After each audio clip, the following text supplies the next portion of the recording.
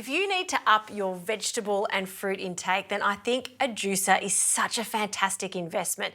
It allows you to be creative with all the flavours and you're getting the nutrients that you need. Just like this combo that I've got here. This is my absolute favourite at the moment, particularly in the cooler months. So we've got some turmeric, which is an anti-inflammatory, ginger, and lots of citrus fruit like grapefruit and oranges. I'm also adding carrot because it's full of vitamin C and antioxidants, and just to really sweeten it, some pineapple. So let's get juicing. I'm going to start with the pineapple and then the carrot.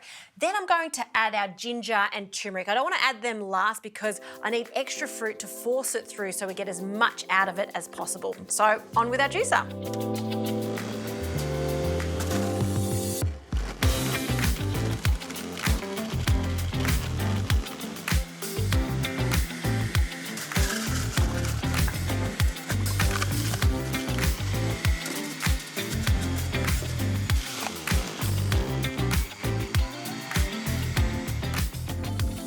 All right, look how much juice we got out of those minimal ingredients, and it smells fantastic. I'm going to serve this over ice for a really refreshing beverage.